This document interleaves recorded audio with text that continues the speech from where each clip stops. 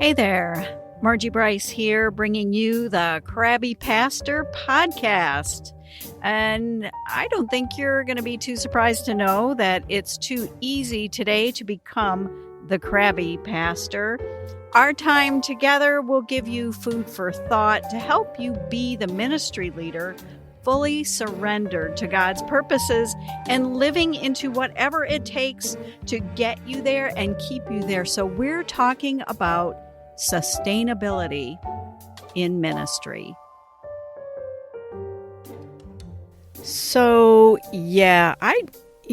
self-care, I don't talk that much about that dastardly, necessary evil called exercise. And, it's not because I have an aversion to it. There's things that I like. There's things that I don't like. I'm not fond that I have to do it, but I can see the value in having to do it. So I recently had to do a major shift with my exercise protocol, and I'll talk about that in a second. But I have to tell you that as you're going at a shift and a pivot, there's really some things that I have learned, and I wanted to share that with you today. Let me start by saying what I have been doing. So I got really attached to bike riding. I was walking with a group of women, and we were doing that almost every day. But once COVID hit, nobody wanted to walk outside even 6 feet apart. So, that sort of folded, like 2020. And I decided I needed to be doing something, so I got on my bike. And what happened was I got really rabid about bike riding. And I was working my way up. A couple months in, I was working how fast I was going. I am the local statistician in all realms. When I walked with the gals, I would tell them, well, it's this many degrees outside. The wind speed is that, so it's going to feel like this. And then here's how fast we went. Here's the miles. Here's whatever. So I was doing that with my bike riding and doing it on my own successfully. Actually, I would ride on weekends with my husband, but I was kind of cruising around 50 miles a week over, obviously, a few rides. So, I'm doing that. That's good cardio stuff, right? That's not shabby, really. But then I came to the sad realization that I needed to be doing something called weight-bearing exercise, which, I have to tell you, I've always tended more towards things like aerobics, fast-moving things, which, flies in the face of slowing myself down, doesn't it? It kind of speaks to the type A-ness of me, and even in my approach to exercise. And even though when you lift weights, you do a set and then you get to rest and do nothing for a minute, for some reason I just could not get that going with any kind of regularity like I sort of secretly behind the scenes knew I needed to. So, coming to the conclusion that I needed to do some weight-bearing exercises, I thought, well, this will really get me going if I hire somebody to work with me. And so that's what I did. And so that is what I am doing. And I have entered this whole other realm of exercise that has to do with strength and balance and being able to be flexible and to move. And I have to tell you, I'm not very good at this.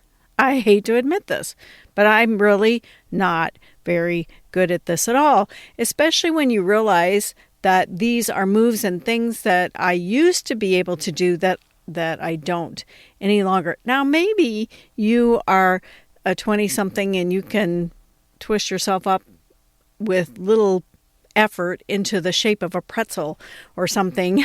I am no longer that.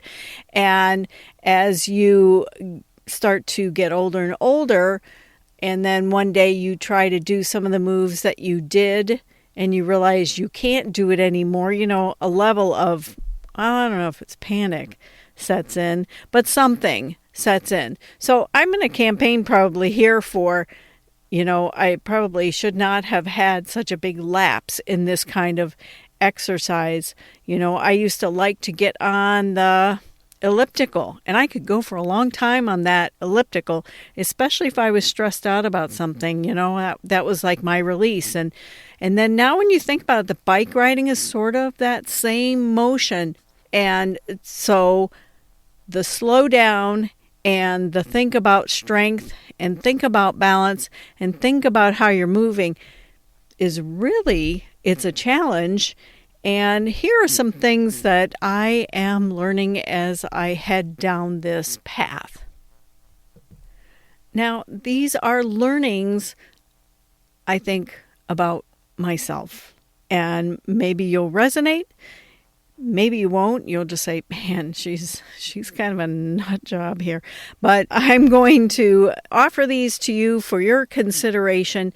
And the first one is that I have had a utilitarian approach to exercise. That means when I do that, I want to get something out of it. And that is not a bad thing, right?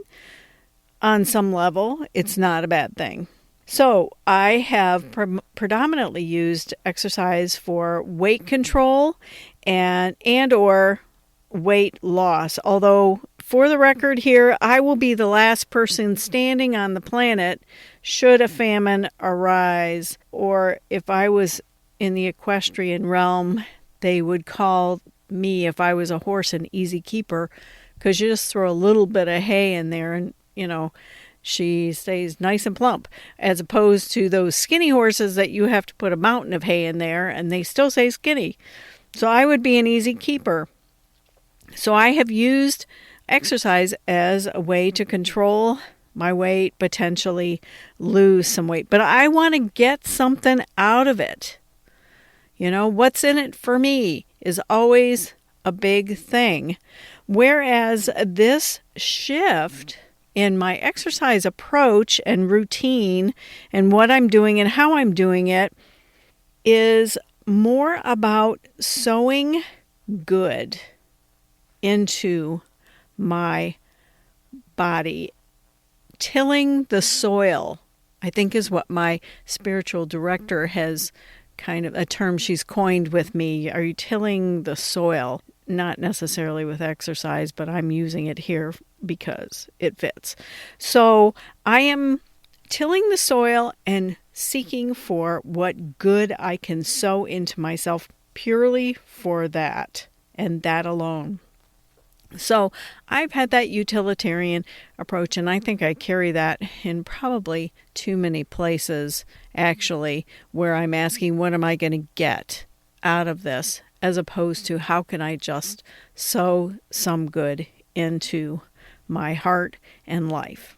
The other thing I have noticed is that I am, in many cases, a little too type A in my approach. I always think that being type A is going to win the prize, which is apparently not necessarily the case, because I would get on my bike and I would go. Now, it's not like I was going 20 some miles an hour. If you saw me, I'm not built for speed, but I would do a decent 11 mile an hour pace on a bike once I got warmed up, I'm working hard and I'm working up a sweat and I'm doing that one thing and I am doing it over the top good. And then I find out that the bike riding may not be exactly the right thing for me to be doing only. If I mix some other things in, but I don't. I kind of get in my tunnel and I'm heading and I'm going and I'm focused and I'm going over the top and I'm blinded to a lot of things that are around me and other things that maybe would be good for me to sow into my heart and into my life. And but I'm just stuck on that one thing in a type A fashion. So I'm learning to slow down and to consider some variety, and that variety might not be such a bad thing. Because I'm always thinking, well, then you got to learn this, and you got to learn that, you got to do this, you got to do which, all of which is very true. You do. And learner is one of the strengths I have in the Strength Finder, so that really shouldn't bother me, should it? But yet it does, because sometimes it's just easy to just keep doing the same thing over and over and over. Just because I'm used to it, I'm comfortable with it, and I don't want to have to consider anything else. What does that sound like? You know, kind of like the epitome of we've always done it this way before. So I'm not sure how I got stuck in this pattern, but I've been in it, and I would justify the heavy cardio workout. And again, I was kind of setting aside the free weights in any strength building. And certainly if you're going to ride bike, your lower body gets a great workout. Now you also get really stiff hip muscles, I will say that. But your upper body gets next to nothing, really. And then once your body acclimates to that one thing, you don't burn as much fat, apparently. I've had this conversation with my trainer, and it gets used to it. So there, again, is another reason to go at your exercise protocol with variety is the spice of life, so that your body, I think they call it muscle confusion, which kind of cracks me up. It's sort of a funny term. So that the muscle confusion helps your body to burn some fat in a more productive way. This last thing I want to share with you about learnings from exercise is something that I personally am very challenged by. So if I go into a class, let's say a Zumba or a cardio groove, I think they called it, or even I'm in a yoga thing for the first time, like an intro class to kind of get a clue. And you've already heard, I don't like going slow, but I'm having to learn this in the exercise realm anyway. And I think I need it in all of my life, actually. But whether I'm walking, no matter what class I'm walking into, you know, like there's other people there now, right? I used to get on my bike by myself and just go, okay? Now there's other people there. And so let me tell you where this type A person puts herself. Because I put myself in the back of the classroom. Now, I'm always that student that usually sits in the front row because I don't want to miss whatever the teacher is dispensing. However, in this scenario, I am putting myself in the very, very back of the class because here is a very honest confession. I don't really like looking bad. This is my perfectionistic streak coming out, for sure. I don't like it when I can't look like I know what I'm doing. I don't like being the worst one in the class, which I was this one day, especially when they were doing those things called planks. I was just, it was abysmal.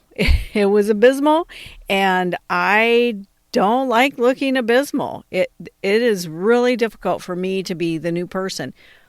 I will say this, though. The place where I am going and testing all these different kinds of things out, from Pilates to this core bar to the whatever, all these different new things that I'm trying to sew into my life because I need to, right? The people at this place have just been very gracious. This is not, it's just a gym, a small gym, and they know my name there, and they want to make sure that I know what's what, where the mats are, all of this kind of thing. Like, they know my name, and do I need any help? Which, clearly, if you watch me in class, I need some help. So I am now the person who has been the worst in the class.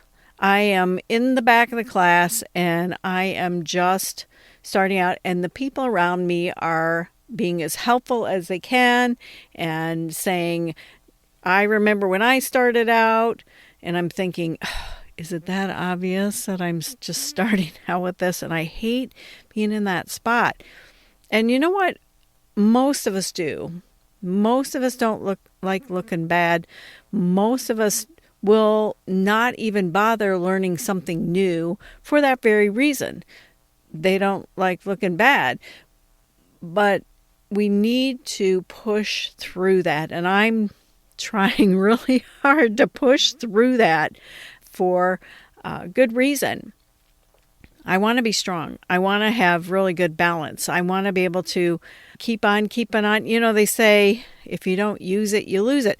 And you think, oh, well, you know, cardiac wise, I'm probably just fine because of all the bike riding I've done. And I'm still walking 3 miles a couple days a week. And, you know, I'm still going to be able to walk. But then you find that your balance and some strength is a little out of balance because half of your muscles, and they work in pairs, half of your muscles are strong and the other half are not so much.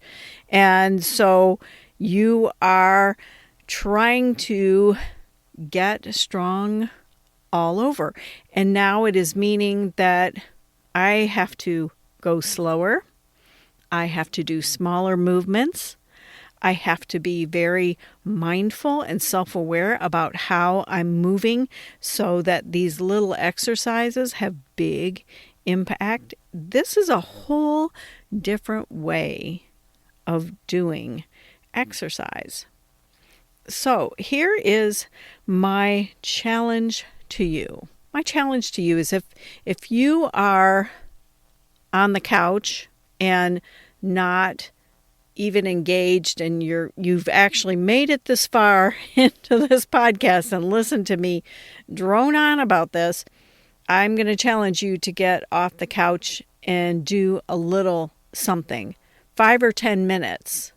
If you're not engaged at all, 5 or 10 minutes is 5 or 10 minutes more than what you were doing before.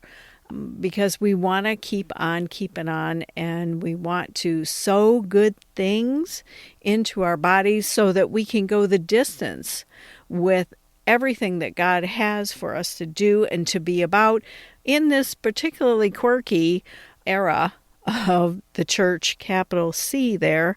And so I want to urge you to get up. Now, maybe you are like me.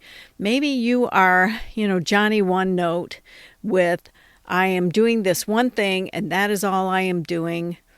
And for the record, I own exercise bands. I have an indoor bicycle. I have free weights in my home. And a lot of those were like sitting idle. We should have had an alarm that they would call to me periodically and say, use me. But I was fixated on that one thing. So maybe you are fixated on one thing and you need to do more to sow different kinds of good into your body and till the soil, so to speak, so that you can go the distance and be strong and be whole. So I'm going to challenge you to take a class or do something different. Now, keep in mind, I had this conversation with some ladies today that were in my class, and I said, I hate looking bad. I hate being bad. I am bad at some of these things. And they said, you know what? Nobody's paying attention to you. We're all just paying our attention to our own selves. And I thought, okay, this is good to know. And I guess, that's my pride talking there. I will readily own and admit. So try something new and just know that you're sowing good into your body so that you can keep on keeping on and feel good about it. Just as a side note here, I took this class called MELT, and I'm sure it stands for something. I don't know what. I have no idea. Maybe you know what this is. But it's a foam roller that you're laying on, like on your back, and it's almost like this thing gives you a bit of a massage in the right way. And you actually come out of there feeling like $1,000,000. And so you might want to check that out. I've seen melt roller workouts on YouTube, so you could check that out. There could be one thing. Now, I'm not necessarily saying you have to go find a group of people. I mean, if you have the space and you have the get up and go perseverance to do something and try something at home, you do avoid the looking bad in class things, and you're still meeting the requirement of try something new.